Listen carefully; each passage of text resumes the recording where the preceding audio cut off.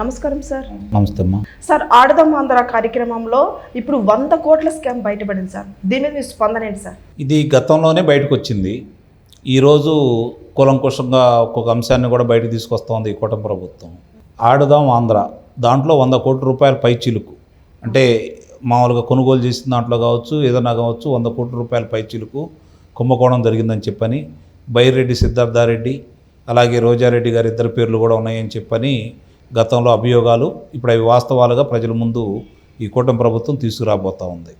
దీనికి సంబంధించినంత వరకు ఆ రోజు చాలా ఘనంగా చెప్పుకునే వాళ్ళు ఎవరికి అందజేశారు, ఎక్కడెక్కడ నిర్వహించారు, ఇవన్నీ కూడా ఇప్పుడు వెలుగులోకి వస్తున్నాయి. కాబట్టి దానికి సంబంధించినంత వరకు ఈరోజు రోజా గారికి సంబంధించి ఆ విషయాలన్నీ కూడా బయటికి తీయటం కూడా జరుగుతూ ఉంది. ఇక్కడ గమనించుకోవాల్సిన అంశం ఏంటంటే, ఇప్పుడు ఈ ప్రభుత్వం, ఈ కూటమి ప్రభుత్వం ముందుగా ఎవరి మీద అభియోగాలు మోపుతుంది.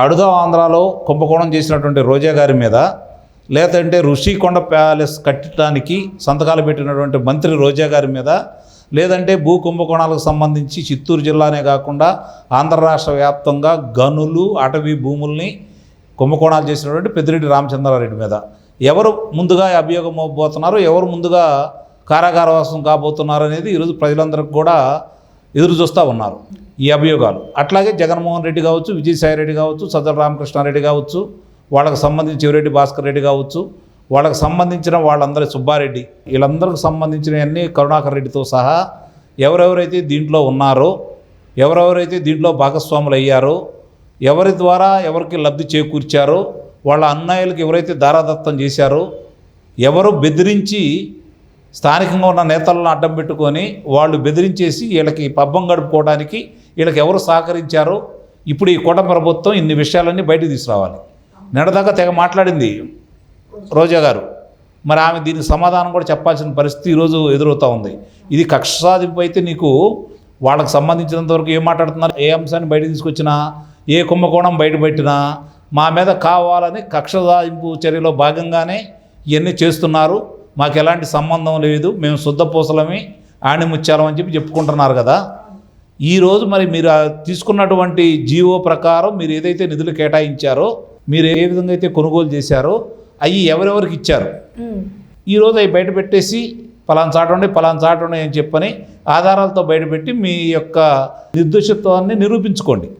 వీళ్ళు పక్కా ఆధారాలతోటి ఈరోజు ఎలాంటి విషయాల్లో కూడా మీరు బయటికి వెళ్ళే అవకాశం లేకుండా, మీరు మళ్ళీ వెలుసుబాటు మీకు రాకుండా పకడ్బందీగా చేస్తున్నారు వీళ్ళు. అందుట్లో ఎలాంటి సందేహం లేదు. అందుకనే ఆలస్యమైన తలకి వాళ్ళు పెట్టరేగిపోతూ ఉన్నారు, ఇష్టారహితంగా మాట్లాడుతూ ఉన్నారు. ముఖ్యంగా రోజు అయితే వచ్చి మాట్లాడిన విషయాలు కూడా మనం కనపడుతూనే ఉంది. ఇవన్నింటినీ కనుక గమనించుకుంటూ ఉంటే ఈ జరిగిన పరిణామాలన్నిటికీ కూడా ఒక్కళ్ళే కాదు, నేను చెప్పిన పేర్లే కాదు, ఆనాడు ఎవరైతే ఉన్నారో అధికార పార్టీకి అంటగాగి అధికారులు కావచ్చు, అలాగే పోలీసులు కావచ్చు, లేదంటే నాయకులు కావచ్చు, స్థానిక శ్రేణులు కావచ్చు, ఏ విధంగా భూదందా చేశారో, ఏ విధంగా దోపిడీలు దొంగతనాలు చేశారో, దానికి ఎవరెవరు సహకరించారో అన్ని విషయాలు బయటకు వస్తాయి. దాంట్లో ఎలాంటి సందేహం లేదు. ముఖ్యంగా రోజా గారి విషయం వచ్చేసరికి దీంతో పాటు తిరుమల తిరుపతి దేవస్థానానికి సంబంధించి మీరు వెళ్ళిన ప్రతిసారి ఎంతమందిని తీసుకొని వెళ్ళారు, మీ పరిధి ఎంతమందిని తీసుకెళ్లారు, వాళ్ళ దగ్గర ఎంత ధనం తీసుకున్నారు, ఆ విషయాలు కూడా బయటకు వస్తూనే ఉన్నాయి. ఆ రోజు ఉన్నటువంటి వైవి సుబ్బారెడ్డి కావచ్చు చైర్మన్గా, తర్వాత వచ్చిన కరుణాకర్ రెడ్డి కావచ్చు, ఎన్ని లక్షల మందికి లేదంటే ఎన్ని వేల మందికి మీరు లబ్ధి చేకూర్చే విధంగా వాళ్ళని నిబంధనలకు విరుద్ధంగా దర్శన భాగ్యం కలగజేశారో, అలాగే ఆ టికెట్లు అమ్ముకొని ఏ విధంగా లబ్ధి పొందారో, ఈ విషయాలన్నీ కూడా వర్కౌట్ బయటకు వస్తున్నాయి. కాబట్టి ఒక రకంగా వాళ్ళకి భయం పడుతూనే ఉంది, కావాలని ఎదురుదాడి చేస్తున్నారు. ఎందుకంటే ఈ ప్రభుత్వం చూసి చూడనట్టుగా వదిలేస్తుంది. కాబట్టి గతంలో కూడా చంద్రబాబు నాయుడు గారు ఇది పెద్ద పట్టించుకోకుండా అభివృద్ధి గురించే ఆలోచించాడు కాబట్టి ఇష్టారీతిగా మాట్లాడుతూ ఉన్నారు. ఇప్పుడు ప్రజలు కోరుకుంటుంది అభివృద్ధి గురించి కంటే కూడా అభివృద్ధి నిరోధకులుగా మారి 5 సంవత్సరాల ఆంధ్ర రాష్ట్రానికి విధ్వంసానికి ఎవరైతే కారకులు ఉన్నారో వాళ్ళందరికీ శిక్షలు వేయాలని కోరుకుంటున్నారు. అందుట్లో చీటికి మాటికి వచ్చేసి నోరుంది కదా అని చెప్పని ఇష్టారీతిగా మాట్లాడినటువంటి రోజారెడ్డిని కఠినంగా శిక్షించాలని చెప్పి ప్రజలైతే కోరుకుంటున్నారు. మీరైనా నేనైనా ఆమెకు ఆధారాలు లేకుండానో అన్యాయంగానో కక్ష సాధింపు చర్యగానో ఆమెని బాధించాలని ఎవరైతే కోరుకోరు, వాస్తవాల కళ్ళ ముందు కనపడుతున్నాయి కాబట్టి కళ్ళ ముందు ప్రత్యక్షంగా కనపడతానే ఉన్నాయి. ఏ విధంగా నువ్వే న్యాయస్థానానికి నీ ఆధ్వర్యంలోనే తప్పుడు నివేదికలు ఏ విధంగా ఇచ్చారు, ఆ కట్టే రుషికొండ మీద కట్టినటువంటి భవనానికి సంబంధించి రకరకాలుగా మీరే తేపక రీతిని మాట్లాడారు. ఇవన్నీ కూడా ప్రజలు గమనిస్తున్నారు. కాబట్టి మీకు ఇట్లా ప్రజాధనాన్ని దుర్వినియోగం చేయడమే కాకుండా దోచుకున్నారు. కాబట్టి అవన్నీ మీ ద్వారా కక్కించాలని చెప్పని, మీకు కారాగార వాసం వేయించాలని చెప్పని అయితే ప్రజలు ఏకగ్రీవంగా కోరుకుంటున్నారు.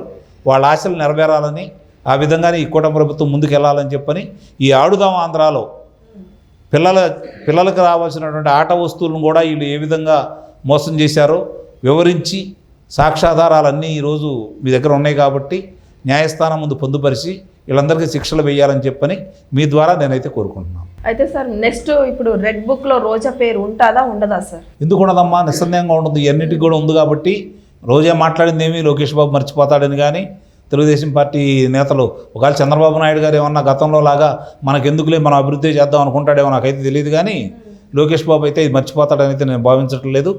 ఆమె యొక్క ఆ పుస్తకంలో ఆమె పేజీ ఆమెకే ఉంటుంది. దాంట్లో ఎలాంటి సందేహం కూడా ఏం లేదు.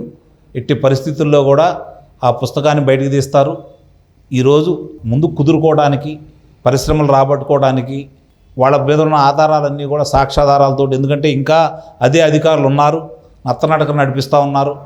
ఈరోజు గోడలు దూకెళ్ళారు, తలుపులు పగలు వెళ్ళారు, అర్ధరాత్రి పూట వెళ్ళారు, ఇష్టారాజ్యంగా ఆ రోజు అదుపులో తీసుకున్నారు. ఆ రోజేమో అదుపులో తీసుకోవడానికి ఎగబడ్డారు. ఈరోజు వాళ్ళు మీరు న్యాయబద్ధంగా అదుపులో తీసుకున్నాయి అంటే మినమేసాలు లెక్క పెడుతున్నారు. ఇది కూడా గమనించుకోవాలి. ఆ రోజేమో ఆధారాలు లేకుండా వాళ్ళని అదుపులో తీసుకోవడానికి తొందరపడ్డారు. ఈరోజు ఆధారాలు ఉండి కూడా వాళ్ళ మీద చర్యలు తీసుకోమంటే వీళ్ళు నత్తనాటక నడుస్తూ ఉన్నారు. ఇది గమనించుకుంటున్నారు అందరూ కూడా. కాబట్టి అలాంటి అధికారులను కూడా దూరంగా పెట్టాలా, మొహమాటం ఏం లేదు. వాళ్లే ఉండి ఇంకా వాళ్ళని కాపాడే విధంగా ఉంటే కూటమికే ఇబ్బంది. కాబట్టి కూటమి పెద్దలు ఇది గుర్తించారని నేనైతే భావిస్తున్నాను. చూడాలి ఏం జరుగుతుంది, ఎలా ఉంటుంది అనేది. ఇంకా ఎక్కువ సమయం అయితే నాకు కనిపించట్లేదు. మార్చిలోపే అందరి జాతకాలు బయటకు వస్తాయని అయితే నేను భావిస్తున్నాను. Thank you sir. Thank you.